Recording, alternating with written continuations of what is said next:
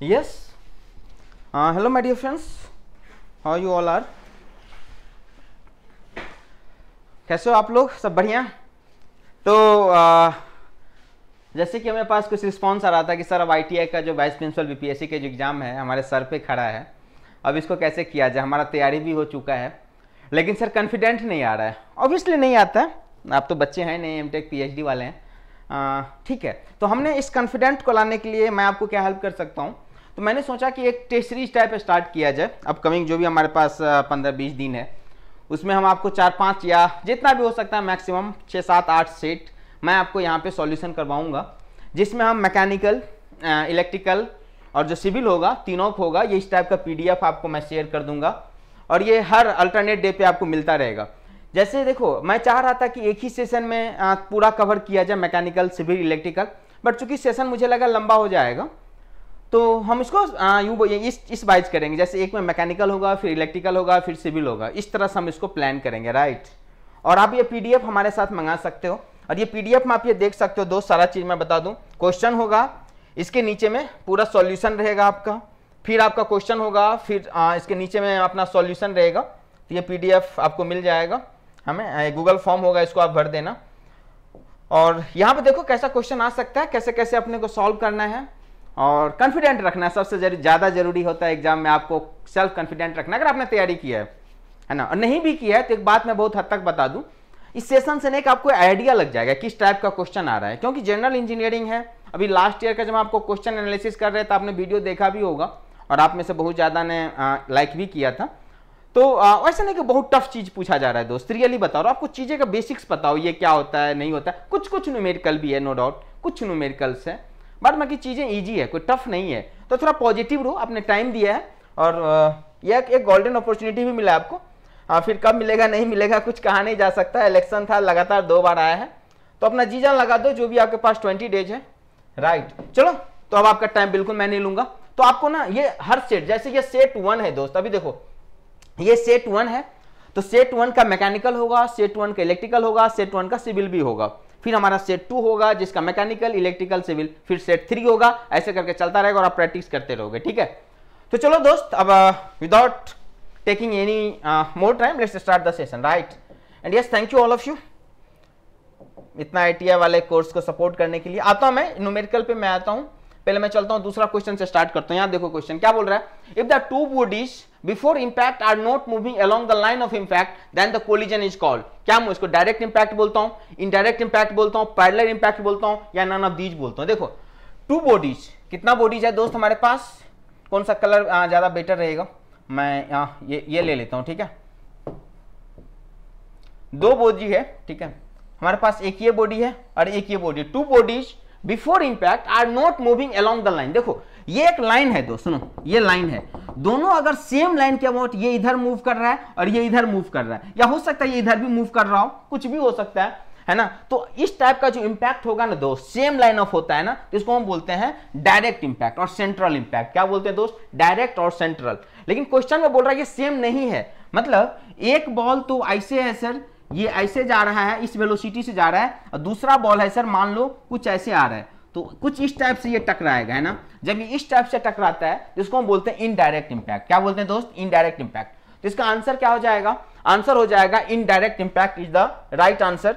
ये आपको नीचे में मैं सॉल्यूशन भी दे दिया, यहाँ पे देखो, अगर आपको दिख रहा है क्या, ये जूम कर दूं थोड़ा सा, है ना। यहाँ पे देखो प्लेन ऑफ कॉन्टैक्ट है, ऐसे ऐसे कॉन्टैक्ट कर रहा है, तो डायरेक्ट होगा, इनडायरेक्ट होगा, ऑब्लिक और सेंट्रल, आप यहाँ पे देख सकते हो सारी चीजें। और मैंने ये वैल्यू भी आपको यहाँ पे लिख के दे दिया हूं, तो आप इसे भी एक बार पढ़ लेना। मेन बात सारी चीजें मैं आपको बता देता हूँ। नेक्स्ट क्वेश्चन, ये हमारा मैकेनिक्स का क्वेश्चन है और ये भी जो ITI के एग्जाम हुआ था क्या बोलते हो, हरियाणा में, इसमें ये क्वेश्चन आया हुआ। तो क्वेश्चन है when a body in equilibrium then which statement are correct, right? Summation of movement about any point is equal to 0, okay. Summation of force along any direction is equal to 0. Summation of movement is not equal to 0. Summation of force is not equal to 0. क्या नहीं होना चाहिए आपसे पूछा जा रहा है। तो बताओ, देखो अगर आपको याद होगा दोस्त, मैं बताया था कोई भी चीज जब आप कोप्लेनर की बात करते हो, एक कोप्लेनर मतलब एक ही प्लेन में होना, ठीक है। कोप्लेनर मतलब एक ही प्लेन में, इसकी बात करोगे तो होने के लिए अगर इक्विलिब्रियम की बात करोगे तो all the force in the X direction should be zero, all the force in Y direction should be zero and movement about any point should be zero, है ना, समेशन ऑफ मूवमेंट। अगर ये तीन condition fulfil कर रहा है तो ये क्या हो जाएगा हमारा, that is called is what, equilibrium condition. तो ध्यान से देखो कहां पे बोल रहा है, summation of movement about any point is equal to zero, ये बात सही है। तो पहला हमारा बात सही है, तो सर हमारा बॉम्बे और दिल्ली आंसर नहीं हो सकता। दूसरा, summation of force along any direction is equal to zero, हाँ सर ये बात भी सही है। तो हमारा आंसर हो जाएगा 1 and 2, और 1 and 2 का क्या मतलब है दोस्त, चेन्नई हो जाएगा, सी हो जाएगा। ठीक है, हालांकि इसको एक चीज बोल देना चाहिए था कोप्लेनर सब के बारे में, ठीक है, कैसे भी होगा तो हमारा ये काम चल जाएगा, कोई दिक्कत नहीं है। ठीक है, तो ये आप देख सकते हो सॉल्यूशन के रूप में। अगला क्वेश्चन पे आ जाओ। अगला question, the gas constant R is equal to the dot dot dot of specific heat, sum, product, difference और रेशियो। ये क्वेश्चन आपको थर्मोडायनामिक्स से लिया गया है, जिसको आप एनर्जी कन्वर्जन बोलते हो, एनर्जी कन्वर्जन, वहां से ये लिया गया है। क्या है गैस कांस्टेंट, ये बहुत इजी क्वेश्चन है दोस्त। आइडियल गैस की बात करते हो, पता होना चाहिए आपको, 11th-12th आपने पढ़ा होगा। तो equal to the two specific heat, यहाँ पे एक दो बात आपको दिक्कत होगा कि सर ये स्पेसिफिक हीट क्या है, मैं मैकेनिकल से नहीं हूं, तो मैं पहले आपको स्पेसिफिक हीट बताता हूं फिर ये आता हूं। देखो दोस्त, स्पेसिफिक हीट कुछ नहीं है, आप 1 kg का बॉडी लो, कितना kg का, 1 kg का बॉडी लो, और इस बॉडी को मान लो हमारे पास ये कोई 1 kg का बॉडी है दोस्त, 2 मिनट के लिए समझो, हमारे पास 1 kg का बॉडी है, इसका टेम्परेचर है कुछ मान लो 20 डिग्री सेल्सियस, कितना है दोस्त 20। अब इसको हमका टेम्परेचर जो फाइनल बनाना है, मान लो कुछ हमें 21 बनाना है, कितना बनाना है टेम्परेचर हमें, अब उसकी टेम्परेचर जो है दोस्त कुछ 21 डिग्री बनाना है। तो मुझे हीट करना पड़ेगा कि नहीं करना पड़ेगा, बिल्कुल करना पड़ेगा सर, बिल्कुल हीट करना पड़ेगा। तो लो हीट किया, तो किसी 1 kg बॉडी का टेम्परेचर यूनिट टी से राइज करने के लिए या यूनिट टेम्परेचर चेंज करने के लिए जितना हीट देना पड़ता है बाबू, वही उसका स्पेसिफिक हीट कहलाता है। मतलब sir it is the amount of heat required to raise a temperature by unity of a 1 kg of object, that is called specific heat.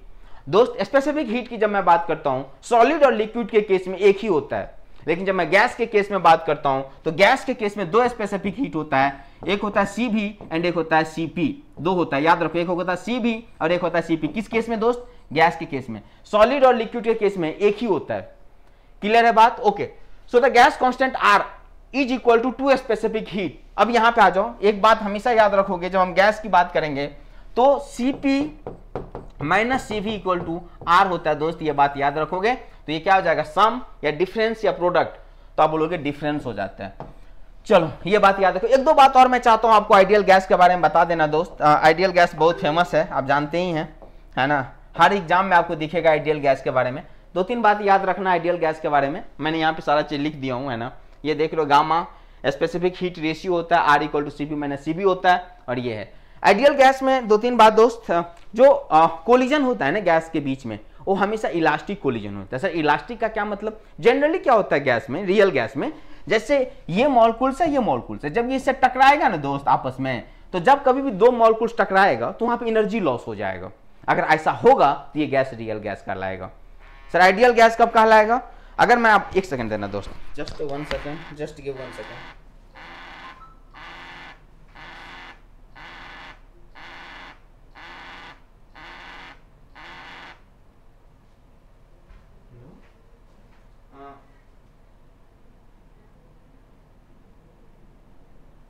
तब तक ले लो, फिर हम बाद में देखेंगे।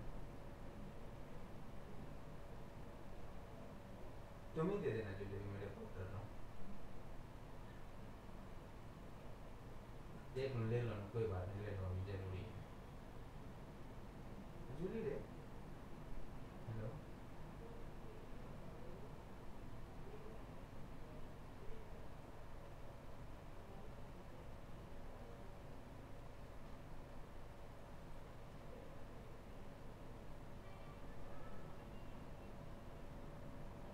इसे पूरा शरीर में हवा लग जाएगा ना।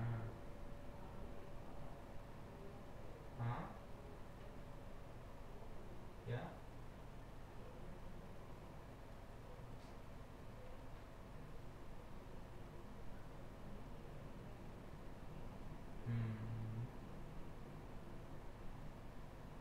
ले लो, ले लो।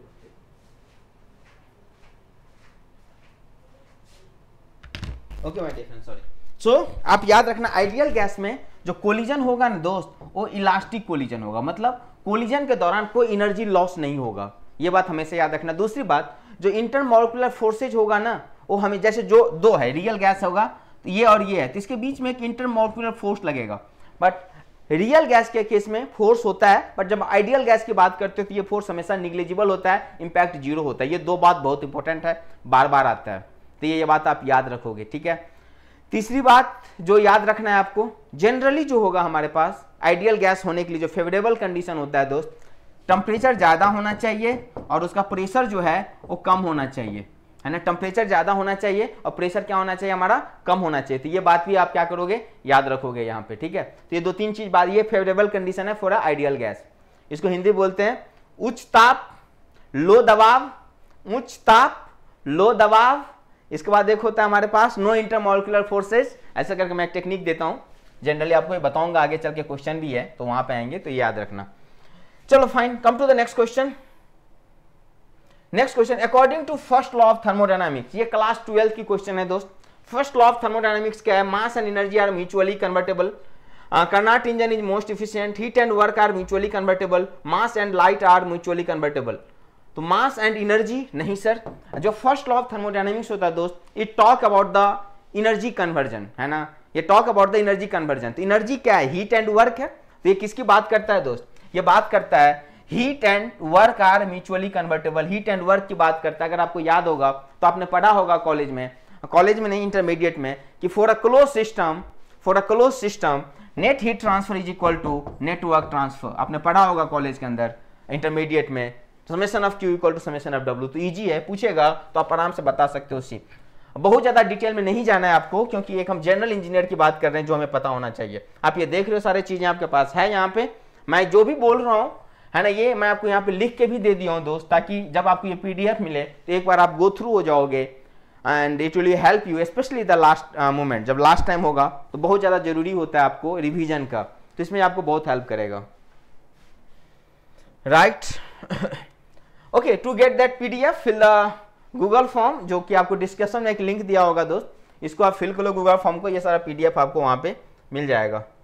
अगला क्वेश्चन है, in an isothermal process the internal energy of a gas molecule increases, decreases, remains constant or none of these। कौन सा प्रोसेस है बाबू, आइसोथर्मल।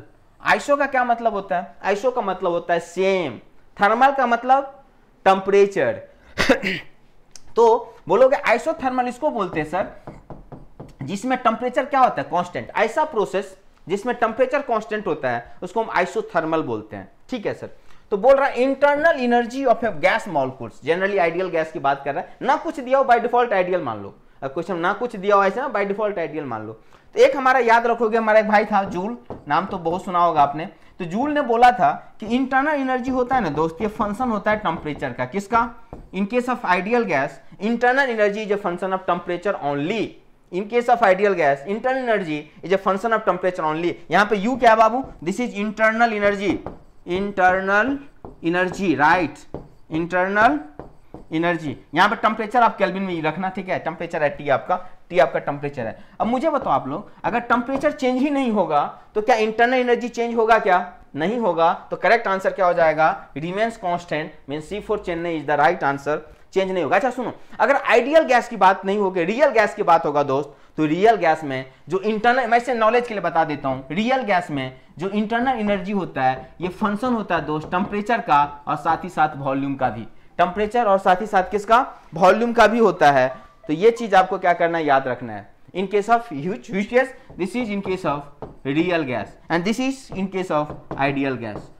तो दोनों बात आपसे पूछेगा तो थोड़ा याद रखना, ठीक है, इंटरनल एनर्जी। तो ये चीजें यहाँ पे करेक्ट आंसर हो जाएगा हमारा फिलहाल सी फॉर चेन्नई, है ना। यहाँ पे देखो सारा चीज मैं लिख दिया हूँ, टेम्परेचर डजंट चेंज, यहाँ पे देख low temperature doesn't change, so internal energy remains constant. तो ये सारा आपको सारा चीज यहाँ पे लिखा हुआ है ताकि रिवीजन में आपको कोई दिक्कत ना हो। अगला क्वेश्चन, अभी ये मैं 7-8 को सेट लेके आऊंगा, ठीक है, इसमें सारा डिफरेंट टाइप का जो क्वेश्चन है हम कोशिश चाहेंगे कवर करने का, और ताकि मोस्टली क्वेश्चन आपको यहीं से टकरा जाएगा in your exam. Next question, a pure liquid at A given temperature will transform into vapor only at a particular temperature is known as। Stagnation temperature, saturation temperature, absolute temperature और critical temperature. ये भी question class 11th में जो property of pure substance होगा या मतलब जहाँ phase change की बात करते हो 11th और 12th में, यहाँ पे पढ़ाया गया होगा। फिलहाल ये क्वेश्चन थर्मो से लिया गया है, जो एनर्जी कन्वर्जन की आप बात करते हो वहां से क्वेश्चन लिया गया है। क्वेश्चन बोल रहा है, अच्छा एक चीज बताओ, मैं आपसे ऐसे क्वेश्चन पूछना चाहता हूँ दोस्त, मैं अगर आपसे पूछूं क्या मैं पानी को 20 डिग्री सेल्सियस पे बॉईल कर सकता हूं, तो आप क्या बताओगे? कमेंट करो यस या नो। मुझे पता है आप में से बहुत बोलोगे क्या बात कर रहे हो मास्टर, 20 डिग्री पे पानी कहाँ बॉयल होता है। दोस्त हो सकता है मैं आपको 10 डिग्री पे पानी को बॉयल करा दूं, मैं आपको 50 पे करा दूं, मैं आपको 5 पे करा दूं। तो दोस्त एक बात याद रखना आज के बाद, क्या याद रखना है सर, जैसे आप बोलते हो ना कि वाटर 100 डिग्री सेल्सियस पे बॉयल करता है ना, तो करस्पॉन्डिंग प्रेशर ही बताना। जब प्रेशर 1 atm होता है तब जाके हमारा वाटर बॉयल करता है 100 डिग्री सेल्सियस पे बाबू। अगर हम प्रेशर बढ़ा देंगे तो ये 100 पे नहीं और ज्यादा प्रेशर पे बॉयल और ज्यादा टेम्परेचर पे बॉयल करेगा। अगर मैं और प्रेशर को कम कर दूं, अगर मैं मान लो प्रेशर को बहुत कम कर दूं, तो हो सकता है दोस्त वाटर 10 डिग्री सेल्सियस पे भी क्या हो जाए, हमारा बॉयल हो जाए। ठीक है सर, तो यहां पे एक कॉन्सेप्ट है सर, यहां पे हमारे पास जो बात कर रहा है, बोल रहा है a pure liquid at a given pressure. अच्छा सुनो, गिवन प्रेशर, अब ध्यान समझो, थोड़ा सा ये आपको डायग्राम से रूबरू होना पड़ेगा। अगर आप ब्रांच अदर आए मैकेनिकल से है नहीं है तो आपके लिए थोड़ा सा होगा, बट याद करो दोस्त अभी, ठीक है ना। इस टाइप से कर्व आपने कभी न कभी कॉलेज में देखा होगा। तो बाबू एक बात याद रखो, ये वाला जो है ना, जैसे मान लो ये टेम्परेचर है सपोज करो, ये और ये हमारा प्रेशर का लाइन होता है, ठीक है, ये हमारा प्रेशर का लाइन होता है, ठीक है, आप देख रहे हो, ये हमारा प्रेशर का लाइन होता है, ठीक है, ये सीधा लाइन है, स्ट्रेट लाइन है। ये हमारे पास P1 है, ये हमारे पास P2 है, ये हमारा P3 है, ये हमारा P4 है। हमेशा जो यहाँ पे आप देखोगे P4 more than P2 more than P3 more than P1, ठीक है। अब आप देखो बाबू सुनो, यहाँ पे ये प्योर लिक्विड है, क्या लिक्विड है, प्योर लिक्विड है, और यहाँ पे ये प्योर वेपर है, मतलब यहाँ पे ये प्योर लिक्विड है। 0.1 अगर मैं नाम दे दूं 2 मिनट के लिए 0.2, तो 0.1 पे प्योर लिक्विड है, इसलिए इसको मैं बोलता हूं बाबू सेचुरेटेड लिक्विड, प्योर लिक्विड है। 0.2 पे प्योर वेपर हो गया तो इसको बोलते हैं सेचुरेटेड वेपर। तो 1 से 2 के बीच में क्या हो रहा है, 1 से 2 के बीच में जो लिक्विड है ये कन्वर्ट हो रहा है वेपर में। किस में कन्वर्ट हो रहा है बाबू, वेपर में। जैसे मैं थोड़ा बताऊं भी, ये हमारा कंटेनर है, सपोज करो यहाँ पे पानी भरा हुआ है, अगर हमने टेम्परेचर दिया, हीट ऐड किया, और इसका टेम्परेचर अगर 50 था तो जैसे ही हीट करेंगे इसका टेम्परेचर 51 हो जाएगा, हीट बढ़ता रहेगा। लेकिन जब इस पानी का टेम्परेचर जस्ट 100 हुआ है, अभी पानी है जस्ट, इसका टेम्परेचर भी 100 हुआ, जस्ट हुआ ही है, अगर अब मैं इसको हीट दूंगा दोस्त तो अब इसका टेम्परेचर नहीं बढ़ेगा, तो होगा क्या, तो फेज चेंज हो रहा है सर। मतलब अभी जो पूरा का पूरा जस्ट 100 पहुंचा है, मतलब पूरा का पूरा लिक्विड है, जस्ट 100 पहुंचा है, पूरा का पूरा लिक्विड है, लेकिन जैसे ही इसको मैं थोड़ा सा टेम्परेचर दूंगा, अब ये जो लिक्विड पार्टिकल्स है थोड़ा सा वेपर में कन्वर्ट हो जाएगा, मतलब वेपर में बनना स्टार्ट हो गया। तो यहाँ पे जैसे ही आप यहाँ पे आओगे, यहाँ पे पहला ड्रॉप ऑफ वेपर बन चुका है। फिर धीरे धीरे जब ऐसे जाओगे आप, तो यहाँ पे वाटर कंटेंट घटेगा और कहीं ना कहीं वेपर का कंटेंट जो है वो आपका बढ़ेगा, इसका कंटेंट क्या हो जाएगा, बढ़ेगा। समझ में आ रही बात, हाँ। तो सर एक बात बताओ, इतना बात आपको समझ में आ गया, इसको बोलते हैं सेचुरेटेड लिक्विड, इसको बोलता हूं सेचुरेटेड वेपर, और बात करेंगे कभी जब क्वेश्चन आएगा प्रॉपर हम तब देखेंगे। तो अभी एक बात देखो, जैसे मैं आपको बोल दूं कि दोस्त मान लो ये प्रेशर कुछ भी मान लो ये 0.3 atm है, लेट्स एज्यूम, ऐसे मैं बताता हूं, तो मैं बोलूंगा कि हमको ना पानी को 0.3 atm पे बॉयल कराना है, तो उसके करस्पॉन्डिंग जो टेम्परेचर होगा ना बाबू, ये जो टेम्परेचर होगा ना, यही कहलाएगा Tsat for a given pressure 0.3 atm। मान लो ये 0.4 atm है, लेट्स एज्यूम 0.4 atm है, तो इसके करस्पॉन्डिंग जो प्रेशर कहलाएगा ये कहलाएगा saturation temperature with respect to given pressure 0.4 जो भी होगा। तो यहाँ क्वेश्चन बोल रहा है कि पार्टिकुलर प्रेशर, मतलब यहाँ पे एक टेम्परेचर की, ये देखो क्या बोल रहा है, गिवन प्रेशर, प्रेशर क्या है, कांस्टेंट। तो अगर किसी गिवन प्रेशर पे अगर हमको फेज चेंज करना है, तो जो टेम्परेचर पे फेज चेंज स्टार्ट होगा ये हमारा कहलाता है सैचुरेशन टेम्परेचर, जिसका करेक्ट आंसर हो जाएगा बाबू B for Bombay, saturation temperature. अच्छा सुनो, मैं बोल दूं कि हमको पानी को 30 डिग्री सेल्सियस पे बॉईल करना है, मैंने आपको बोला कि बाबू पानी को हमको 30 डिग्री सेल्सियस पे फेज चेंज करना है, बोलोगे ठीक है सर। तो हमने यहाँ पे टेम्परेचर को फिक्स कर दिया, तो उसके करस्पॉन्डिंग कोई प्रेशर होगा कि नहीं होगा, हाँ सर होगा, तो प्रेशर सैचुरेशन प्रेशर कहलाएगा। मतलब सर अगर मैं प्रेशर को फिक्स कर दूं तो जिस टेम्परेचर पे वाटर फेज चेंज करने लगेगा वो सैचुरेशन टेम्परेचर कहलाएगा सर। और अगर हमने टेम्परेचर को फिक्स कर दिया, लाइक कि 30 डिग्री पे हमें बॉयल करना है, तो उसके करस्पॉन्डिंग जो प्रेशर होगा जिस पे बॉइलिंग स्टार्ट होगा, फेज चेंज स्टार्ट होगा, ये हमारा क्या कहलाएगा मेरे दोस्त, सैचुरेशन प्रेशर कहलाएगा।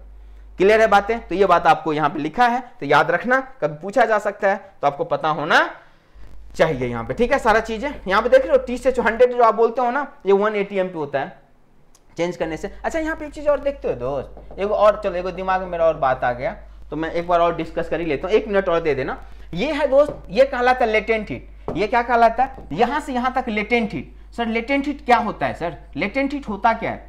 जैसे मान लो लेटेंट हीट है हमारे पास, अगर कोई लिक्विड है और इसको अगर हमको वेपर बनाना है ना, यहां से यहां तक, तो जो हीट देना पड़ेगा वही लेटेंट हीट है। समझ लो बात, वही क्या है? लेटेंट हीट है। आप एक बात बोलोगे कि सर जैसे जैसे प्रेशर बढ़ रहा है लेटेंट हीट कम होते जा रहा है। सर देखिए ना सर, देखिए ना सर, जैसे जैसे प्रेशर बढ़ रहा है ना लेटेंट हीट कम होते जा रहा है, मतलब हीट की रिक्वायरमेंट कम होते जा रहा है। यही वजह होता है दोस्त, जब आपने सुना होगा जब हम पहाड़ पे जाते हैं तो प्रेशर कम हो जाता है बाबू। जब प्रेशर कम हो जाता है तो हीट कम चाहिए कि ज्यादा? ज्यादा चाहिए सर। अगर हीट ज्यादा चाहिए तो गैस कम जलेगा कि ज्यादा? गैस ज्यादा जलेगा सर। गैस क्या होगा हमारा? ज्यादा जलेगा सर। गैस ज्यादा जलेगा, खाना महंगा होगा कि सस्ता? महंगा होगा सर। टाइम भी ज्यादा लगेगा सर। इसीलिए आप बोलते हो कि जब हम हिली एरिया में जाते हैं खाना महंगा हो जाता है, खाना पकाना थोड़ा मुश्किल हो जाता है या टाइम कंज्यूमिंग हो जाता है। प्रेशर कुकर में क्या करते हो मेरे दोस्त? प्रेशर कुकर में आप प्रेशर बढ़ा देते हो, है ना, प्रेशर बढ़ा देते हो, पानी को नहीं जाने देते हो तो प्रेशर बढ़ जाता है। और प्रेशर बढ़ने के कारण ये कम हीट में ही आपका खाना क्या हो जाता है मेरे दोस्त? बन जाता है ना। तो ये यहां से भी देखो, ये लेटेंट हीट है ना हमारा, है ना, ये आपको दिख रहा होगा कर्व में। जैसे जैसे आप ऊपर जा रहे हो हीट की रिक्वायरमेंट कम हो रही है फेज चेंज करने के लिए। चलो ठीक है, ये बात आपको पता होना चाहिए, जनरल साइंस की बात है और आपको पता होगा तो है। यहाँ पे देख लो, मैं आपके लिए डायग्राम सारा बना के ले आया था, है ना, ये डायग्राम है सारा जो भी मैं बताया हूँ, सब चीज आपको यहाँ पे देख लो। सैचुरेटेड लिक्विड है इधर, फिर वेपर है हमारे पास, फिर आगे जाएंगे तो सुपर हीटेड हो जाएगा। Okay fine, come to the next question. Specific heat is defined as the amount of heat required. अभी मैंने बताया था स्पेसिफिक हीट क्या होता है। जब हमारे पास कोई 1 kg का बॉडी होता है और उस 1 kg के बॉडी को अगर हमको यूनिट टेम्परेचर राइज करना है या यूनिट टेम्परेचर चेंज करना है तो जो हीट ट्रांसफर होगा या जो हीट की रिक्वायरमेंट होगा वही हमारा स्पेसिफिक हीट कहलाता है। आपका भी स्पेसिफिक हीट है, पानी का भी है, हवा का है, दुनिया में हर चीज का स्पेसिफिक हीट होता है दोस्त। ये सेम भी हो सकता है, अलग अलग हो सकता है। तो स्पेसिफिक हीट क्या होगा? To raise unit degree of temperature of a substance, to raise unit mass of a substance through unit degree of temperature. तो माय डियर फ्रेंड्स, यहाँ पे जो बी फॉर बॉम्बे है बिल्कुल सही जवाब है। कभी कभी हड़बड़ी में बच्चा ए लगा देता है, टू रेज यूनिट डिग्री। अरे पूरा तो सुनो, यूनिट डिग्री कितना बॉडी का, कितना केजी बॉडी का? 1 kg बॉडी का। तो पूरी बात सुनकर आंसर करो। एग्जाम में आपका पैसेंस भी बहुत ज्यादा मेजर फैक्टर होता है, अदरवाइज आप बहुत सारा गलती भी कर सकते हो। तो करेक्ट आंसर क्या हो जाएगा? B for Bombay is the right answer. Specific heat सारा चीज यहां पे लिखा हुआ है, आप देख रहे हो। करेक्ट आंसर क्या है हमारे पास? B for Mumbai. मैं ऑलरेडी बता चुका था स्पेसिफिक हीट के बारे में। अगला क्वेश्चन, ये इस टाइप का क्वेश्चन आपके एग्जाम में आया हुआ था, बीपीएससी का जो अभी 2024 में हुआ था, ये इसी टाइप का क्वेश्चन था। दैट्स व्हाई मैंने सोचा कि चलो सम क्वेश्चन हम लोग डायमेंशन पे बात कर लेते हैं कि how to calculate the dimension. ये सिंपल फिजिक्स का क्वेश्चन आप समझ सकते हो, डायमेंशन 11th क्लास में पढ़ा होगा। इसके आधार पे find the mismatch physical quantity, और इधर डायमेंशन दे रखा है। तो आपने पढ़ा होगा सारा चीज के बारे में, dynamic viscosity, Young's modulus, time period, है ना। आपको नहीं लग रहा कौन गलत है? टाइम पीरियड का यूनिट क्या होगा बाबू? खुद ही देखो, टाइम पीरियड का यूनिट क्या होगा? सेकंड, है ना। टाइम पीरियड का यूनिट क्या होगा? सेकंड, है ना। तो अच्छा एक चीज और सुनो, पहली बात समझो सर, ये डायमेंशन कैसे निकालते हैं? पहले एक बात बता दो सर, मेरे को नहीं पता ये डायमेंशन निकालते कैसे। बहुत अच्छा क्वेश्चन आपने पूछा, बहुत अच्छा क्वेश्चन आपने पूछा सर। पहले मेरे को यही बताइए डायमेंशन कैसे निकालते हैं, फिर आगे बताना, ठीक है दोस्त। देखो आपको पता है जब आप फिजिक्स में होंगे तो आपने टोटल 7 फंडामेंटल क्वांटिटी पढ़ा होगा, है ना, 7 फंडामेंटल क्वांटिटी। लेकिन जब हम इंजीनियरिंग की बात करते हैं या फिजिक्स, जब इधर आ जाओ मैकेनिकल, सिविल, इलेक्ट्रिकल, तो हमें बस 3 फिजिकल क्वांटिटी से मतलब होता है दोस्त। किस किस से? 3 फिजिकल क्वांटिटी। कौन कौन सर? एक तो होता है मास, दूसरा होता है लेंथ, तीसरा होता है टाइम। मास के डायमेंशन के लिए हम कैपिटल M यूज करते हैं, लेंथ के लिए कैपिटल L और टाइम के लिए कैपिटल T। तो कभी भी किसी भी क्वांटिटी का आपको डायमेंशन निकालना होगा ना, तो इसको हमेशा मास, लेंथ और टाइम के टर्म में कन्वर्ट करने का कोशिश करो। सर एक एग्जांपल से समझा देता हूं। जैसे मैंने आपको बोला कि बाबू हमें फोर्स का डायमेंशन बताओ। मैंने क्या बोला? मैंने बोला कि फोर्स का डायमेंशन बताओ क्या होगा। अब आप माथा पकड़ लोगे, सर मैंने रटा था बट मैं भूल गया सर। फोर्स, आप सिंपल बेसिक पे जाओ, क्योंकि आपका टारगेट है मास, लेंथ और टाइम में निकालना, मतलब ऐसा यूनिट में लाना। तो बाबू बताओ फोर्स को मैं क्या लिख सकता हूं? आप बोलोगे सर फोर्स को हम लिख सकते हैं m इंटू ए लिख सकते हैं सर, है ना। अब m को मैं क्या लिख सकता हूं बताओ? m है मास सर, तो मास को क्या मैं kg लिखूं, और एक्सीलरेशन को क्या मैं मीटर पर सेकेंड स्क्वायर लिखूंगा? हाँ सर लिख सकते हैं सर। अब मैं यहाँ पे थोड़ा आ जाता हूँ, kg मीटर पर सेकेंड स्क्वायर था सर, तो जब मैं अगर डायमेंशन बात करूंगा f का सर, तो देखो kg किसका यूनिट है? किसका यूनिट है kg? मास का, तो कैपिटल M। ये m जो है मीटर किसका यूनिट है? लेंथ का, तो L। देखो मास लेंथ और टाइम में कन्वर्ट हो गया ना, अपॉन L। S किसका है? T के पावर 2। इसका डायमेंशन कैसे हो जाएगा दोस्त? आप बोलोगे सर M L के पावर 1 T के पावर -2, ये हो जाएगा फोर्स का डायमेंशन। समझ में आ गया बात? अब आ जाओ, बोलोगे सर यहाँ पे ध्यान से देखो, सारा नहीं करना है सॉल्व, टाइम कंज्यूमिंग हो जाएगा। टाइम पीरियड, टाइम पीरियड का क्या होता है सर? इसका होगा सेकेंड, और सेकेंड होगा तो उसका डायमेंशन होगा t के पावर 1, मतलब मैं बोल सकता हूँ m के पावर 0, l के पावर 0, t के पावर 1। तो यहाँ पे सर t के पावर 1 है, मतलब ये मिसमैच नहीं है, ये सही है। अब आप बोलोगे सर हमें और क्या निकालना पड़ेगा?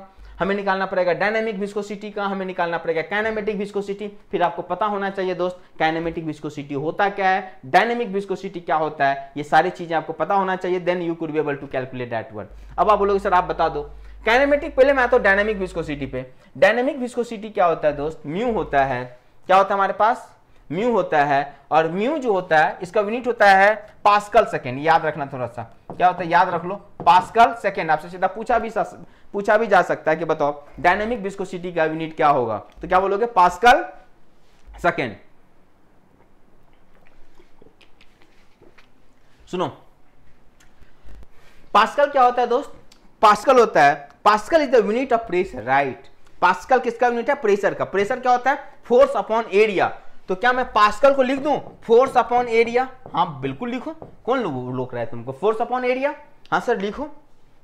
सर सेकेंड को मैं सेकेंड लिख देता हूं, हाँ सर। फोर्स का सर अभी मैं पूरा तोड़ूंगा, देखो फोर्स को मैं क्या लिख सकता हूं सर? फोर्स को मैं लिख सकता हूं मीटर पर केजी मीटर पर सेकेंड स्क्वायर। मुझे क्यों मैं ऐसे कर रहा हूं? क्योंकि मुझे केजी मीटर लेंथ में तोड़ना है, इसलिए मैं ऐसे लिख रहा हूं फोर्स को। फोर्स को क्या मैं m इंटू ए लिख सकता हूं? m इंटू ए अपॉन ए इंटू एस लिख सकता हूं, हाँ सर। तो यहां से अगर हम और आएंगे, मेरे पास जगह का आज लग रहा है कमी है ना, तो हमारे पास जो विस्कोसिटी का यूनिट आ रहा था पास्कल सेकेंड, तो यहाँ से क्या जाएगा था? हम बात करते थे फोर्स अपॉन एरिया, हो गया ना, पास्कल इनटू सेकेंड। अब देखो फोर्स का डायमेंशन आपके पास आ चुका है यहाँ पे, अब मैं नहीं कर रहा, mlt के पावर -2 अपॉन एरिया का क्या हो जाएगा? एल स्क्वायर, है ना। एरिया क्या हो जाएगा? मीटर स्क्वायर, मीटर स्क्वायर का मतलब एल स्क्वायर, एल के पावर 2, और यहाँ पे एक सेकेंड है मतलब टी। नहीं होगा बाबू, बताओ। तो यहाँ से क्या हो जाएगा बताओ? आप बोलोगे सर m, ठीक है, एल के पावर -1 हो जाएगा ना, ऊपर जाएगा 2 और ये फिर हो जाएगा टी के पावर -1। तो ये हो जाएगा यूनिट किसका? काइनेमेटिक जो डायनामिक विस्कोसिटी है उसका हो जाएगा। चेक करो क्या ये है, क्या ये है या नहीं है ना। तो आप बोलोगे सर डायनामिक विस्कोसिटी का हमें दे रखा है m के पावर 0, m के पावर 0, l के पावर -1 t। नहीं ये गलत है, m के पावर 0 नहीं होगा, क्योंकि किसी चीज का पावर जब 0 होता है ना दोस्त तो उसकी वैल्यू 1 हो जाता है। तो यहाँ पे m के पावर 0 नहीं आ रहा है ना, देखो सर, है ना सर, है ना सर, कहाँ पे आ गया? यहाँ पे ना सर, यहाँ पे देखो m है सर, 0 नहीं है सर, पावर 1 है ना सर। तो b गलत है, तो आंसर हो जाएगा इसका b हो जाएगा दोस्त, ठीक है। इसका आंसर क्या हो जाएगा? b is the right answer. अब सर काइनेमेटिक विस्कोसिटी क्या होता है? याद रखना काइनेमेटिक विस्कोसिटी का जो यूनिट होता है, मैं सीधा बताता हूँ, ये होता है मीटर स्क्वायर पर सेकंड, बस इतना याद रखो, मीटर स्क्वायर पर सेकंड। आप डायमेंशन निकाल दोगे, मीटर स्क्वायर की जगह क्या लिखोगे बोलो? आप बोलोगे सर l के मीटर, l के पावर 2, t के पावर -1, और m के पावर 0 कर दो, नहीं कुछ तो 0, किसी चीज के पावर 0 क्या हो जाएगा? 1। तो देखो l के पावर 2, t के पावर -1 है, तो इतनी याद रखोगे आपका बहुत हद तक काम बन जाएगा। चलो good, come to the next question. अच्छा मैं एक बात बता दूं नेक्स्ट क्वेश्चन पाने से पहले, ये हमारा चैनल का स्टैटिक्स है दोस्त, आप देख सकते हो। Watch time from the subscriber of the last 28 days, देख रहे हो आप लोग सब्सक्राइब नहीं करते हो, not subscribe member 96% is there, so small request to get, अगर इतना हम लोग एफर्ट लगा रहे हैं then obviously we can subscribe the channel and it will motivate us. और भी ऐसे चीज़ें जो भी आएगा इंक्वायरी आपको पता ये मिलता रहेगा। तो मैं सोचा कि थोड़ा आपके साथ अपना मेहनत का जो है एग्जैक्टली मुझे मिलना चाहिए, नहीं मिल रहा है, शेयर किया जाए। तो ये आप थोड़ा सा स्टैटिक्स देख सकते हो हमारे चैनल का क्या है। नोट सब्सक्राइब 96% है ना, जो भी जितना जा रहा है अच्छा खासा आप में भी देखो अगर व्यूज है, बट सब्सक्राइब इज ओनली 4%। तो थोड़ा इस चीज़ को आप बढ़ा सकते हैं दोस्त, thank you for that. So subscribe our channel, get for more content, right. अगला question, a whole submerged body has its centre of gravity below the centre of buoyancy, the body is in neutral equilibrium, unstable, stable, none of the given. अब कभी कभार पहले बोलेगा sir ये stable unstable equilibrium क्या है sir, पहले वो समझा दो फिर हमको आगे की बात करना। हाँ बात सही है। स्टेबल इक्विलिब्रियम का क्या मतलब ऐसा इक्विलिब्रियम जो हमेशा के लिए स्टेबल है। अरे सर आप हिंदी को इंग्लिश बता रहे हो, ध्यान से समझो। देखो दोस्त, जैसे हमारे पास मान लो कुछ इस टाइप का है और यहाँ पे एक बॉल है हमारा, है ना, अभी बॉल इक्विलिब्रियम में है ना, हाँ है। अगर मैं इस बॉल को थोड़ा लेफ्ट एंड राइट घुमा दूं तो ये 2-4 बार ऊपर नीचा होगा लेकिन पुनः यहीं पे आ जाएगा, तो हम बोलेंगे इक्विलिब्रियम स्टेबल है। कैसा है? स्टेबल है, ठीक है। मान लो ये है, अब मान लो यहाँ पे बॉल है, इक्विलिब्रियम अभी भी है दोस्त, इक्विलिब्रियम अभी भी है, लेकिन अगर मैं एक बार थोड़ा सा भी बॉल को मैं डिस्टर्ब कर दूं लेफ्ट या राइट, पुनः ये अपने ओरिजिनल पोजीशन पे कभी नहीं आएगा। कभी नहीं मतलब कभी नहीं आएगा, मतलब इस इक्विलिब्रियम तो था बट ये अनस्टेबल था सर, इक्विलिब्रियम तो था बट ये अनस्टेबल था सर, राइट।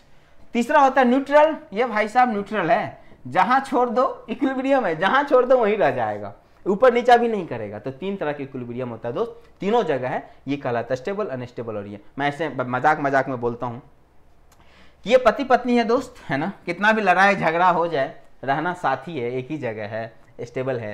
ये बॉयफ्रेंड गर्लफ्रेंड आज के ज़माने में बहुत चलता है, ये लोग हैं, किसी एक का कान भर दिया जाए तो ऐसे दूर जाता है ना, कि दोबारा कभी मुलाकात नहीं होता दोनों के बीच में। और ये बंदा सिंगल बंदा है, बिल्कुल कोई मतलब नहीं, कोई कुछ बोल दो, अच्छा चलो बोलो भाई, हमें कोई मतलब नहीं है, सिंगल है, सिंपल काम कर रहा है अपना। हाँ तो ये आ गया आपको समझ में, ठीक है सर। इक्विलिब्रियम स्टेबल, अनस्टेबल और न्यूट्रल। आप हमेशा लाइफ में स्टेबल इक्विलिब्रियम होना चाहते हो, मतलब जैसे अनस्टेबल क्या, जैसे आपको मतलब कोई कॉन्ट्रैक्ट बेसिस पे जॉब है आपका, है ना, तो आपको पता है सर 6 महीने के बाद हमें हटाया जाना है या काम कंप्लीट होगा, तो अनस्टेबल इक्विलिब्रियम है। लेकिन जिस किसी का गवर्नमेंट जॉब है उसको पता है सेट है अपना मामला, है ना, और ये भाई साहब का तो बात ही छोड़ो। तो आ जाओ क्वेश्चन पे आ जाओ सर। अब क्वेश्चन क्या बोल रहा है, एक होल सबमर्ज्ड, एक पूरी तरीका से सबमर्ज्ड बॉडी, कोई एक बॉडी है, ये पानी में पूरी तरीका से डूबा हुआ है दोस्त, ये पानी में पूरी तरीका से कोई बॉडी डूबा हुआ है, पूरी तरीका से डूबा हुआ है, राइट। अब मैं कौन सा कलर लूं, ये ले लेता हूं, ये बॉडी है, ये पानी में पूरी तरीका से डूबा हुआ है। Has it centre of gravity below the centre of buoyancy, इसका जो सेंटर ऑफ ग्रेविटी है ये यहाँ पे है और सेंटर ऑफ बुओयेंसी यहाँ पे है। द बॉडी किस इक्विलिब्रियम में होगा, न्यूट्रल, अनस्टेबल, स्टेबल या none of this. My dear friends, ये हमेशा होगा स्टेबल। अब आप बोलोगे सर क्यों सर, देखो मैं इसमें ज्यादा टाइम नहीं दूंगा, बट 2 बात बता देता हूं आपको, 1-2 बात बता देता हूं और इससे हमेशा याद रखना दोस्त, हमेशा आपको कभी क्वेश्चन नहीं छूटेगा, मैं चैलेंज करता हूं। देखो एक बात याद रखो, 2-3 बात, जैसे आपने कभी कौवा को देखे उड़ते हुए, बताओ कौवा को देखे हो, हाँ सर क्या मजाक करो, देखें कौवा का पेट नीचे होता है कि ऊपर होता है, अरे सर मजाक कर रहे, कौवा का पेट नीचे होता है, मतलब सर कौवा का जो सेंटर ऑफ ग्रेविटी है नीचे है कि ऊपर है, सर नीचे है। कोई भी चीज बॉडी, कोई भी चीज स्टेबल इक्विलिब्रियम तभी होगा दोस्त जब सेंटर ऑफ ग्रेविटी नीचा होना चाहिए, हमेशा याद रखो। कोई भी चाहे फ्लोट कर रहा हो चाहे सबमर्ज कर रहा हो, कोई मतलब नहीं, दोनों केस में स्टेबल इक्विलिब्रियम होने के लिए सेंटर ऑफ ग्रेविटी को नीचा होना पड़ेगा। आपने हवाई जहाज में आपने चढ़ा होगा, आपने देखा होगा कि आपका जो केबिन बैग है ना दोस्त, जो भारी भरकम वाला सामान होता है ना, इसके एरोप्लेन के नीचे वाले पार्ट में रखा जाता है। क्यों रखा जाता है, ताकि हमारा एरोप्लेन स्टेबल हो। अब ऐसा है, ऐसे जा रहा है, मान लो हवा का झोंका आया, ऐसे हुआ तो एक कपल जनरेट होगा, इसको सीधा कर देगा, फिर जा रहा है, फिर ऐसे होगा, फिर सीधा कर देगा। तो हमेशा याद रखना कि सर हमेशा स्टेबल इक्विलिब्रियम होने के लिए सेंटर ऑफ ग्रेविटी को नीचा होना पड़ेगा। सर किससे, बस हाँ किससे सर, देखो जब कभी भी कोई बॉडी सबमर्ज्ड है कंप्लीटली, जैसे हवाई जहाज हवा में पूरी तरह से सबमर्ज्ड है, सबमरीन पानी में पूरी तरह से सबमर्ज्ड है, कौवा हवा में पूरी तरीके से सबमर्ज्ड है, सिंक है, हम लोग फ्लोट नहीं कर रहे, सिंक है। तो सर कभी भी कोई चीज सिंक होगा ना, तो उसका जो सेंटर ऑफ ग्रेविटी है, सेंटर ऑफ बुओयेंसी से नीचा होना चाहिए, ठीक है सर। लेकिन सर जब फ्लोट कर रहा है, फ्लोट क्या करेगा सर, जैसे हम शिप की बात करते हैं सर, शिप हमारा फ्लोट करता है, तो जब कभी भी शिप फ्लोट करेगा तो वहां पे कॉन्सेप्ट आएगा मेटा सेंटर का। अरे बाबा क्या आएगा, मेटा सेंटर। तो सर एक बात और याद रखना कि जब हम बात करेंगे फ्लोटिंग बॉडी का तो स्टेबल होने के लिए सेंटर ऑफ ग्रेविटी को मेटा सेंटर से नीचा होना पड़ेगा। फ्लोटिंग के केस में मेटा सेंटर से नीचे कौन, centre of gravity. But completely submerge के बीच में स्टेबल इक्विलिब्रियम होने के लिए centre of gravity centre of buoyancy से नीचा होना चाहिए, तभी होगा। अब इसके बारे में कभी बहुत डिटेल में बात करेंगे, अभी सेशन लंबा हो जाएगा। आप हमसे पूछ सकते हैं सर ऐसा क्यों, है ना, ये पूछ सकते हो ऐसा क्यों होता है, क्या वजह है, नहीं है, बहुत सारा बात। बट एक ही बात याद रखो, इसलिए होता है क्योंकि अगर ये सेंटर ऑफ ग्रेविटी नीचा होता है ना, तो एक जो क्लॉकवाइज कपल होता है उसको डिस्टर्ब कर देता है, मतलब हमारा जो यहाँ पे कपल क्रिएट होता है अपोज करता है डिस्टर्बेंस को, इसलिए ऐसा हो जाता है। तो याद रखना स्टेबल के लिए, ठीक है। मेटा सेंटर क्या होता है, कोई पूछेगा तो मेटा सेंटर कुछ नहीं है दोस्त, है ना। नॉर्मल एक्सिस को जब हम इसको करते हैं सेंटर बॉयनेंसी जिधर जाके कट करता है वही हमारा मेटा सेंटर होता है। जैसे मेटा सेंटर क्या है, मैं 1 मिनट में आपको बता ही देता हूँ, है ना। मेटा सेंटर फ्लोटिंग की बात, अच्छा क्वेश्चन से करेंगे, जब फ्लोटिंग आएगा ना क्वेश्चन मैं कराऊंगा मेटा सेंटर वाला, तब मैं वहां बता दूंगा। फिलहाल आप यहाँ पे ध्यान से याद रखो। और सुनो, जब ये दोनों कॉन्साइड कर जाएगा ना, मान लो सर दोनों अगर एक जगह हो जाता सर, है ना, दोनों एक जगह हो जाता बी और जी दोनों सर, तब ये न्यूट्रल इक्विलिब्रियम हो जाता, तब ये न्यूट्रल इक्विलिब्रियम हो जाता। ठीक है sir, fine. Come to the next question. A fluid flow in which velocity, pressure, density, temperature, etc., which describe the behavior of the fluid motion, do not change with time, is said to be uniform flow, streamline flow, laminar flow और STD flow। क्या कहलाएगा, ये कुछ option है आपके पास और आपका time start है, फटाफट आंसर बताओ।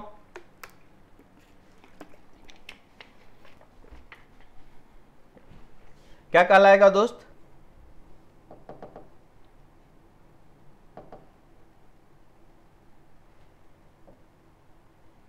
हम बताओ क्या कहलाएगा।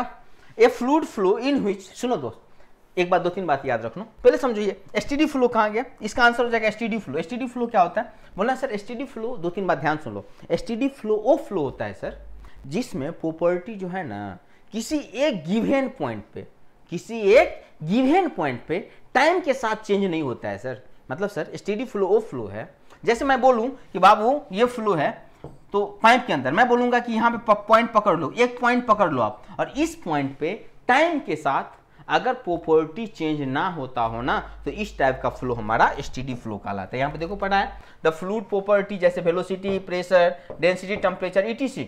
which describe the behavior of the motion do not change it with time। Time के साथ अगर चेंज नहीं होता है प्रॉपर्टी, तब एसटीडी फ्लो कहलाता है। सर यूनिफॉर्म कब कहलाता है, यूनिफॉर्म फ्लो तब कहलाता है मेरे दोस्त, मेरे देशवासियों, जब प्रॉपर्टी ने स्पेस के साथ चेंज नहीं होता हो। मतलब सर जैसे मान लो हमारे पास यूनिफॉर्म क्रॉस सेक्शन का बॉडी है बाबू, है ना, यूनिफॉर्म क्रॉस सेक्शन, तो मुझे बताओ जो वेलोसिटी पानी का यहाँ होगा, ये भी यहाँ होगा, ये यहाँ होगा, मतलब इस गिवन लेंथ में जो हमारा वेलोसिटी हर जगह सेम होगा क्योंकि एरिया उसका सेम है, तो इसको हम बोलेंगे यूनिफॉर्म फ्लो। अच्छा, क्या मैं उसको यूनिफॉर्म फ्लो बोलूंगा, क्या मैं इसको यूनिफॉर्म फ्लो बोलूंगा, नहीं सर इसको नहीं बोलेंगे। क्यों, क्योंकि यहाँ पे वेलोसिटी चेंज हो रहा है सर, स्पेस के साथ, लोकेशन के साथ चेंज हो रहा है सर, है ना, तो ये नहीं कहलाएगा सर हमारा, ये हमारा कहलाएगा एसटीडी फ्लो और ये हमारा कहेगा यूनिफॉर्म फ्लो। अच्छा सर एक बात बताओ, यहाँ पे जैसे ये हमारा क्या हो जाएगा, एसटीडी के अंतर्गत आ जाएगा। इसमें और भी डिटेल में आप जा सकते हो चाहोगे तो, बट क्या ही जरूरी है, एसटीडी फ्लो यूनिफॉर्म भी हो सकता है, नॉन यूनिफॉर्म भी हो सकता है, इसी तरह से यूनिफॉर्म फ्लो एसटीडी भी हो सकता है, अनएसटीडी भी हो सकता है। एक और एग्जांपल समझो, एक और एग्जांपल समझो दोस्त, एक और एग्जांपल समझो। चलो ये मान लो हमारे पास एक पानी है दोस्त, इस कंटेनर हमने पानी डाल दिया, है ना, ये समझो ये पानी डाल दिया, फटाफट बताओ कितना हाइट तक डाल दिया सर, एच हाइट तक, एच हाइट तक पानी डाल दिया। एसटीडी फ्लो है कि अनएसटीडी फ्लो है, हमसे पूछोगे सर एच के बारे में बताओ। मान लो एच कांस्टेंट है, तब यहाँ पे जो पानी निकलेगा ना दोस्त, हमेशा सेम वेलोसिटी से निकलेगा। आप सोच भी सकते हो, एक पन्नी ले लो पॉलीथीन, उसमें होल कर दो छोटा, जितना पानी आ रहा है अगर ऊपर से उतना ही आ रहा है तो हमेशा वेलोसिटी सेम रहेगा। लेकिन अगर एच कांस्टेंट नहीं हो, मतलब धीरे धीरे पानी का लेवल कम होता रहेगा, तो पानी की वेलोसिटी चेंज होता रहेगा टाइम के साथ। किसके साथ बाबू, टाइम के साथ। तब ये क्या कहलाएगा, अनएसटीडी कहलाएगा। अगर ये हाइट कांस्टेंट नहीं होगा तो पानी का लेवल नीचे नीचे आते रहेगा। और आपको मैं ऐसे बता दूं, अगर आप अदर ब्रांच से हैं तो थोड़ा आपको कॉम्प्लिकेटेड लगेगा, इसलिए मैं चीजें को कॉम्प्लिकेटेड नहीं करना चाहता। v = √2gh होता है, समझ रहे हो, स्मॉल एच है, कैपिटल एच है, जो भी है ये पुट करो, 2gh होता है। जो एच चेंज होगा तो वेलोसिटी चेंज होगा टाइम के साथ। अगर एच कांस्टेंट नहीं है तो चेंज होगा ही होगा, तो अनएसटीडी फ्लो कहलाएगा। अगर एच कांस्टेंट होता तो यहाँ पे अगर वेलोसिटी 5 मीटर पर सेकेंड है तो हमेशा होता, तब ये एसटीडी कहलाएगा हमारा। बट ये यूनिफॉर्म हमेशा रहेगा बाबू, क्यों, क्योंकि यूनिफॉर्म क्रॉस सेक्शन का। अगर ये एच कांस्टेंट है तब ये कहलाएगा यूनिफॉर्म एसटीडी फ्लो, समझ रहे हो। अगर एच कांस्टेंट नहीं है तब ये कहलाएगा अनएसटीडी यूनिफॉर्म फ्लो। अनएसटीडी एच कांस्टेंट नहीं है, मतलब टाइम के साथ वेलोसिटी चेंज होगा, लेकिन सर स्पेस के साथ नहीं होगा सर, क्योंकि आपने जो पाइप बनाया है यूनिफॉर्म क्रॉस सेक्शन का बनाया है। चलो इससे ज्यादा टाइम इस पे देना उचित बात कतई नहीं है। चलो ये सारी बातें यूनिफॉर्म वगैरह स्ट्रीमलाइन वगैरह मैं यहाँ पे सारा लिख दिया हूँ दोस्त, सारी चीजें लिखा हुआ है। लेमिनार फ्लो क्या होता है ना, एसटीडी फ्लो वगैरह, ये सारा चीजें आपको यहाँ पे मैं लिख के दे दिया हूँ। और आप देखिए रहो, to get that PDF fill the Google form which will be given in the description. Fine, अगला question, when the Mach number between the supersonic flow. Supersonic में मैक नंबर कितना होता है दोस्त? मैक नंबर 1 से 6 के बीच में होता है। अगर 6 से ज्यादा होता है ना तो हाइपरसोनिक हो जाता है। अगर 6 से ज्यादा है Mach number is more than 6, then it is called hypersonic. Hypersonic, समझ रहे हो? और अगर इससे कम है मतलब अगर मैक नंबर हमारा 1 और 5 के बीच में 1 to 6 बोल देते हैं, तब ये हमारा कहलाता है सुपरसोनिक। और मैक नंबर जब 1 से कम होता है दोस्त, तब इसको आप क्या बोलते हो? सबसोनिक, है ना। एक बात और याद रखना, जब कभी भी मैक नंबर 0.3 के अप्रॉक्स होता है, कोई पूछ सकता है कि मैक नंबर अगर 0.3 के अप्रॉक्स होगा तो हमारा गैस इनकम्प्रेसिबल हो जाता है। गैस क्या हो जाता है यहाँ पे? इनकम्प्रेसिबल। जनरली गैस क्या है दोस्त? जनरली गैस क्या है? कंप्रेसिबल। गैस को आप कंप्रेस कर सकते हो, लेकिन जब मैक नंबर 0.3 होगा तो इनकम्प्रेसिबल हो जाएगा। ये कुछ डाटा है जो थोड़ा दिमाग में आप सेट रखना, है ना, काम आएगा आपको। ठीक है, हमारे पास है मिसाइल वगैरह, सुपरसोनिक है हमारे पास, हाइपरसोनिक पे भी हमारे पास आ चुका है मिसाइल, मतलब साउंड के रफ्तार से भी।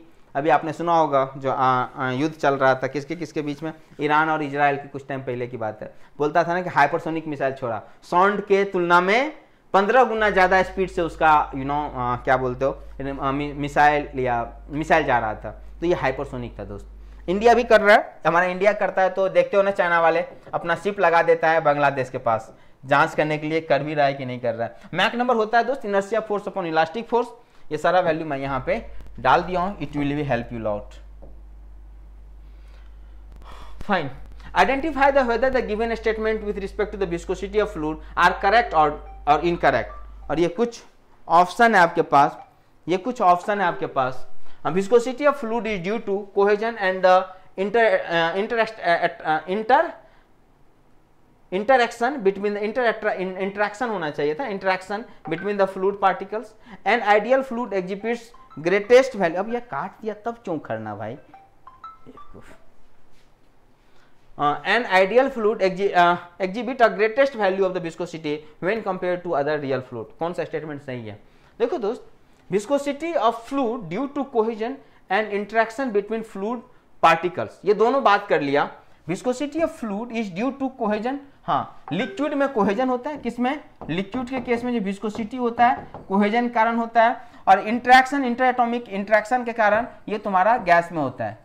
ठीक है, तो ये बात सही है। लेकिन आइडियल फ्लूइड का विस्कोसिटी 0 होता है दोस्त। जब आप आइडियल फ्लूइड की बात करते हो ना, आइडियल फ्लूइड की बात करते हो तो इसका विस्कोसिटी क्या होता है? 0। तो ये बोल रहा है क्या? ग्रेटेस्ट होगा, गलत बात है। तो हमारे पास सिर्फ स्टेटमेंट ए करेक्ट है, statement B is correct, A is incorrect. हमारा आंसर डी हो जाएगा दोस्त, statement A is correct, B is incorrect. कोई पूछेगा सर विस्कोसिटी क्या होता है?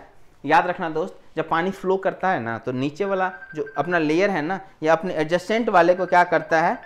अपने एडजस्टेंट वाले को वेलोसिटी को अपोज करता है। तो वही हमारा आज वो सभी फोन कर रहा है जो कभी नहीं किया है।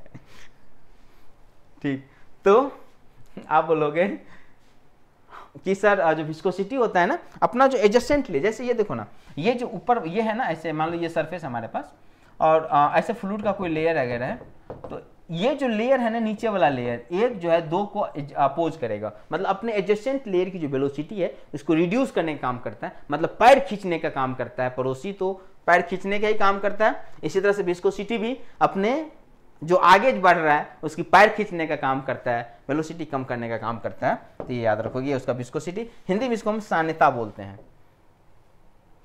सारी बातें यहाँ पे लिखा हुआ है, आपको ये पीडीएफ मिल जाएगा, so no need to be worry. अगला question, steam superheating is done at a constant volume, constant pressure, constant temperature at a constant entropy.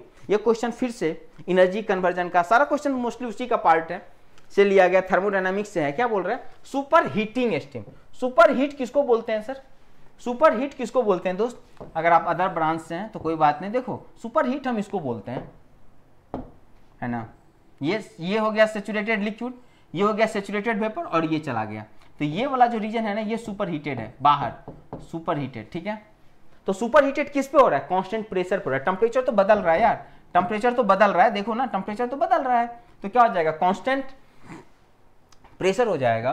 तो बी फॉर बॉम्बे जो है दोस्त बिल्कुल सही जवाब है, आंसर हो जाएगा constant pressure is the right answer. Super heating हमेशा कांस्टेंट प्रेशर पे ही होगा, है ना। चलो गुड, तो आंसर हो जाएगा बी फॉर बॉम्बे। यहाँ पे आप देख रहे हो थोड़ा सा, ये मैं आपके लिए बना के ला दिया हूँ, है ना। ये क्रिटिकल पॉइंट है, सारी चीजें इधर देख लो, प्रेशर कांस्टेंट है, यही वाला रीजन आपका क्या है? Super heated, super heated, right, called superheating as shown in the figure. The net work done in a Rankine cycle is difference of the net work done in the Rankine cycle is the difference of।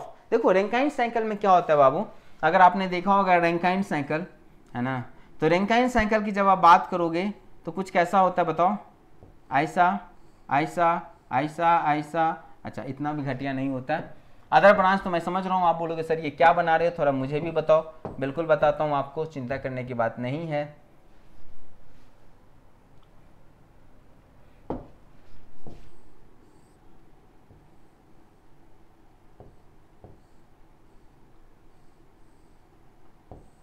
देखो 1 2 3 4 दोस्त, 3 से 4 ये turbine है, क्या है? Turbine. और 1 से 2 ये जो है ना तुम्हारा टीएस डायग्राम है, ये 1 से 2 यहाँ पे पंप लगा हुआ है। अब देखो आपसे टरबाइन से वर्क मिलेगा, है ना। पंप को चलाने के लिए भी एनर्जी चाहिए कि नहीं चाहिए? बिल्कुल चाहिए। तो एनर्जी कहाँ से दोगे सर? यहीं का कुछ वर्क हम यहाँ पे सप्लाई कर देंगे।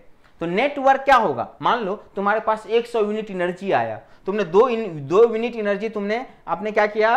पंप को दे दिया, तो नेट कितना बचा? 98 बचा।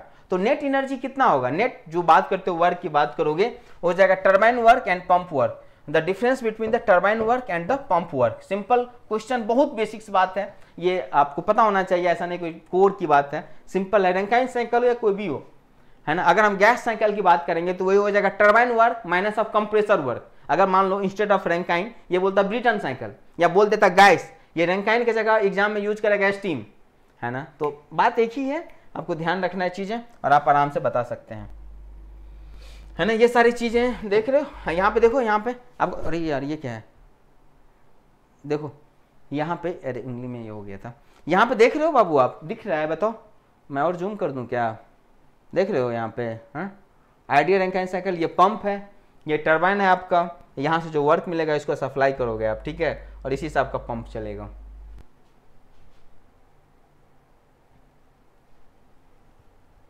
अरे अब जूम आउट हो जाओ भाई, अब नहीं होना है जूम इन, लो अब इतना भी जूम चलो अगला क्वेश्चन पे आते हैं हम लोग। Pelton turbine is operated under, Pelton turbine कहाँ काम करता है? Low head and high discharge, high head and low discharge, medium head and medium discharge, medium head and medium discharge, ये तो medium head and medium discharge, medium head and medium discharge, दो बार उन्होंने same option दे दिया। So Pelton turbine is operate, है ना, low head and high discharge. नहीं दोस्त, पेल्टन टरबाइन हम तब यूज करते हैं ना जब हमारे पास ज़्यादा पानी अवेलेबल होता है, मतलब हाई हेड होगा। जब बहुत कम पानी होता है तो कपलन टरबाइन यूज करते हैं, याद रखना। जब हमारे पास बहुत ऊपर तक, यहाँ पे देखो ना, मैं लाया हूँ आपके लिए, देखो मैं आपके लाया हूँ ना, ये देखो, हाँ देखो यहाँ पे पानी भरा हुआ है, यहाँ से पानी आएगा, है ना, और ये टरबाइन के ब्लेड पे जाएगा, और टरबाइन के ब्लेड पे जाएगा तो टरबाइन ऐसे ऐसे घूमेगा, नहीं घूमेगा बाबू। और जब ये टरबाइन घूमेगा तो क्या होगा? वर्क मिलेगा। क्यों सर? जब ये टरबाइन घूमेगा तो उससे हमारा जो इलेक्ट्रिकल वाला दोस्त है अपना टरबाइन कनेक्ट कर देगा।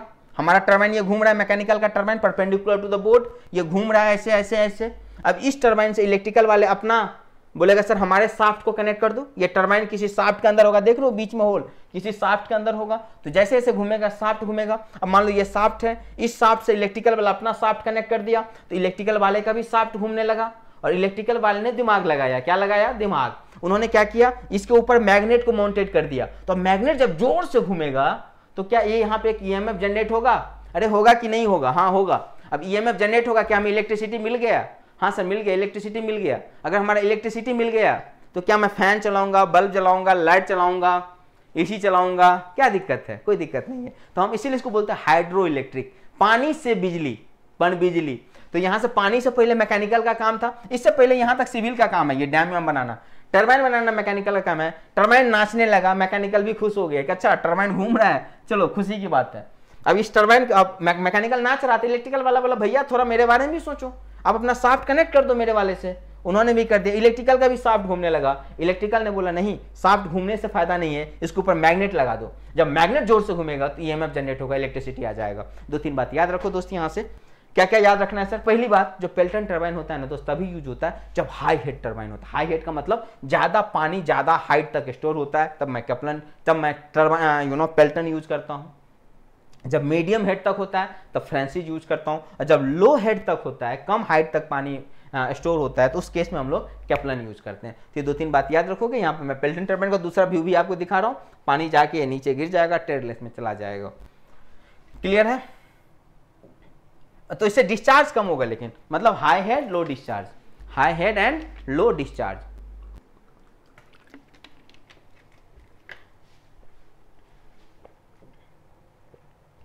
And to get that PDF, don't forget to fill to get this PDF, don't forget to fill the Google form which is given in the description. Which are the following boiler in water tube type boiler? इसमें से कौन सा water tube boiler है? थोड़ा सा आपको नाम पता होना चाहिए। बेबकॉक, विलकॉक, लैंकेशायर, कॉर्निश और लोकोमोटिव। कौन सा होगा? Fire tube. अब बोलोगे सर ये फायर ट्यूब बॉयलर क्या होता है पहले तो ये बताओ, और ये वाटर ट्यूब बॉयलर क्या होता है पहले ये बताओ। बिल्कुल सही बात है, आपका क्वेश्चन जायज है। मैं आपको दिखाता हूँ फायर ट्यूब बॉयलर। बहुत सारा मैं टाइम ले लिया क्या यार? मेरा टारगेट था 45 से 50 मिनट, लेकिन मैं ज़्यादा टाइम ले लिया हूँ, 1 घंटा मैक्सिमम था। देखो ये आपका बॉयलर है दोस्त, दिख रहा है? हाँ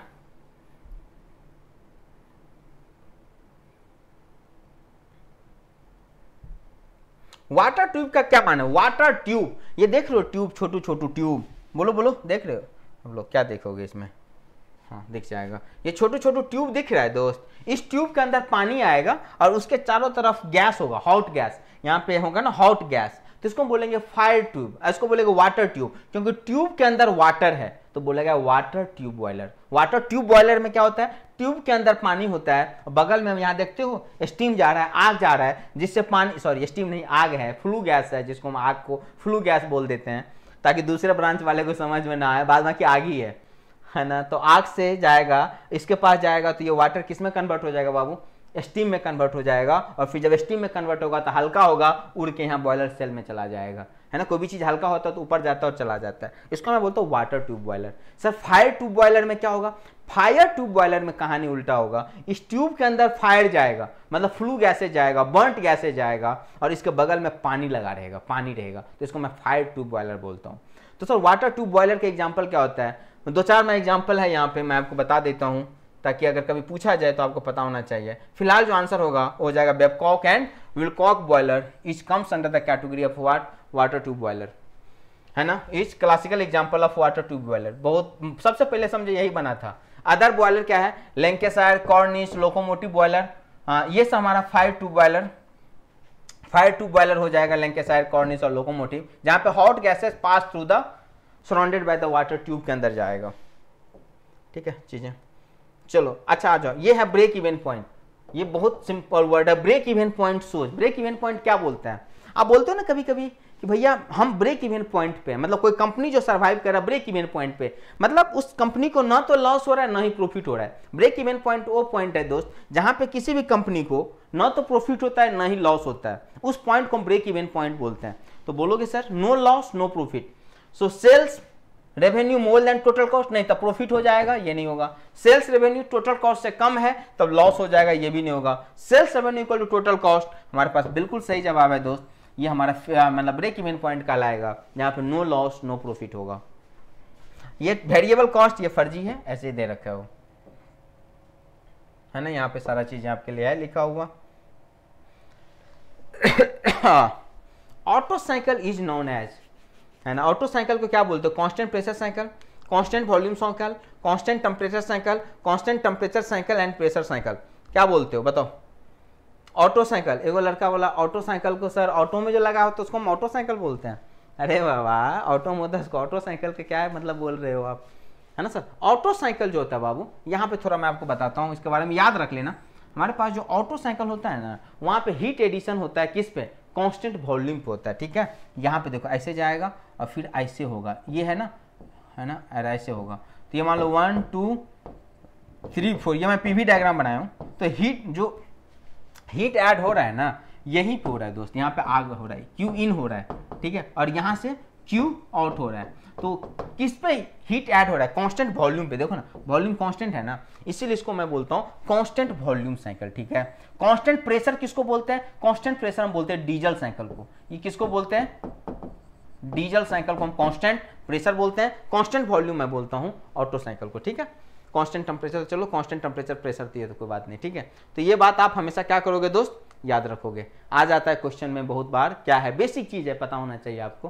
कांस्टेंट प्रेशर, कांस्टेंट वॉल्यूम, तो चीजें पता होना चाहिए आपको, ठीक है। चलो good, come to the next question. ये सारी चीजें मैं आपको यहाँ पे बना के दे दिया हूँ, है ना, सारा देख लो, कांस्टेंट वॉल्यूम वगैरह, ये जो हमारा साइकिल है, ये सारी चीजें यहाँ पे आपको मिल जाएगा। अगला है, देखो, main pollutant emitted from the automobile.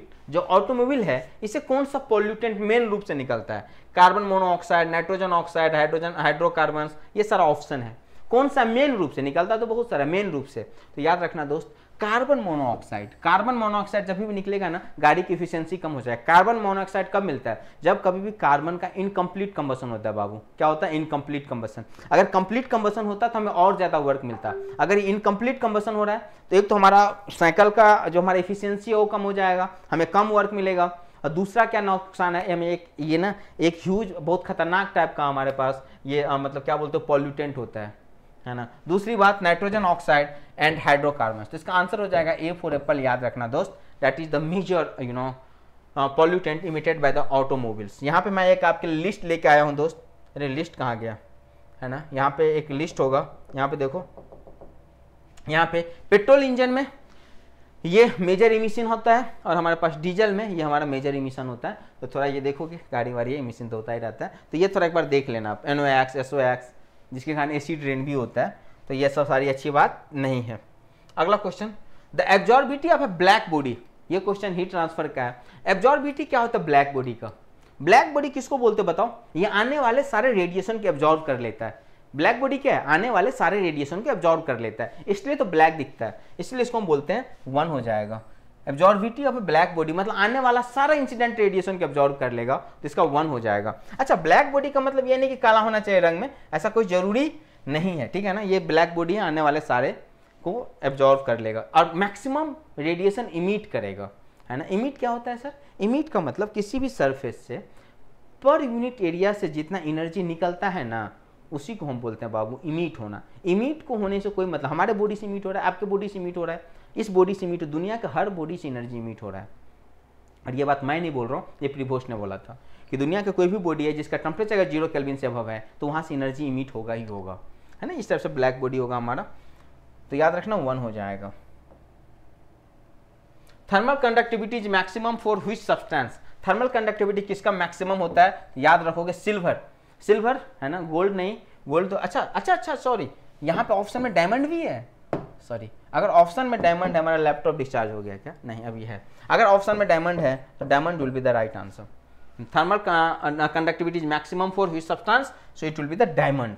Diamond के बाद अगर पूछता मेटल, मेटल में सिल्वर हो जाएगा, और वैसे जनरल पूछ रहा है तो डायमंड। डायमंड का 2300 वाट पर मीटर केल्विन होता है, और ये लगभग 420 होता है, 420 है ना, 422 23 कुछ भी लिखा होता है। तो मेटल में सबसे ज्यादा सिल्वर, ऐसे बात करोगे डायमंड नॉन मेटल होता है ना दोस्त, तो डायमंड का हाईएस्ट है। यहाँ पे मैं एक वैल्यू आपको दे दिया, मत रटना, जो ऊपर बताओ उतना याद रखो, बस हो गया। ये सारा रटने की जरूरी नहीं है, जनरली याद रखो। जो थर्मल कंडक्टिविटी सॉलिड का ज्यादा होता है, फिर लिक्विड का, फिर गैस का। जनरली केज होता है सबसे ज्यादा किस में होता है, सॉलिड में जनरली, फिर लिक्विड, फिर केज होता है गैस का। ये एक जनरल डाटा है जो याद रख सकते हो आप। A body reflect entire radiation incident on it. कोई बॉडी सारे इंसिडेंट रेडिएशन को रिफ्लेक्ट कर देता है, तो कैसा दिखेगा, ट्रांसपेरेंट, ब्लैक, ग्रे या व्हाइट। मुझे नहीं लगता इसमें आप फंसोगे, आप आराम से जवाब दे दोगे, क्या हो जाएगा हमारा व्हाइट हो जाएगा, है ना। सारा को कर रहा है तो ये व्हाइट होगा। थोड़ा सा ये यहाँ पर और बता दो सर, ब्लैक बॉडी क्या होगा, आने वाले सारे को एब्जॉर्ब कर ले। ट्रांसपेरेंट क्या होगा, थोड़ा सा आर पार चला जाएगा, है ना, एब्जॉर्ब हो जाएगा, रिफ्लेक्ट होगा, एब्जॉर्ब भी होगा प्लस रिफ्लेक्ट भी होगा। ब्लैक सारा का सारा एब्जॉर्ब हो जाएगा, व्हाइट सारा का सारा रिफ्लेक्ट हो जाएगा, ठीक है। ग्रे ऐसा है, जो ग्रे बॉडी के बारे में बात करोगे यहाँ पे, यहाँ देखो मैं लिख के ले आया हूँ आपके लिए, grey body partially absorb partially reflect, transparent body allow radiation to pass through, ये पार्शियली एब्जॉर्ब और रिफ्लेक्ट करेगा, तो ये हो जाएगा हमारा। चलो ठीक है, so my dear friends don't forget to get that PDF, you can fill the form. और एक बात बता दूं आपको, ये तीनों जैसे सेट 1 था तो अभी मैंने मैकेनिकल किया, फिर सिविल और इलेक्ट्रिकल भी होगा इसी तरीका से, जो जनरल इंजीनियरिंग की बात होगा, ठीक है। और जैसे कि मैंने आपको बताया था, एक बार थोड़ा देखो दोस्त, इस चीज़ पे थोड़ा ध्यान देखो आप लोग, हाँ ठीक है वैसे भी बहुत कम है। So yes, thanks all of you, don't forget to like share and subscribe. आप हमारे चैनल को सब्सक्राइब कर सकते हैं, yes we can share with your friend also. तो फिर हम लोग नेक्स्ट सेशन में मिलेंगे अदर ब्रांच क्वेश्चन के साथ, इलेक्ट्रिकल और मे बी सिविल, तो और देखेंगे, ठीक है। और अभी ये चलेगा, और भी मैकेनिकल के 4 5 7 स्टेट में डिस्कस करूँगा, जितना मैक्सिमम पॉसिबिलिटीज है मैं कोशिश करूँगा डिस्कस करने का। Okay, thank you, good luck, thank you all.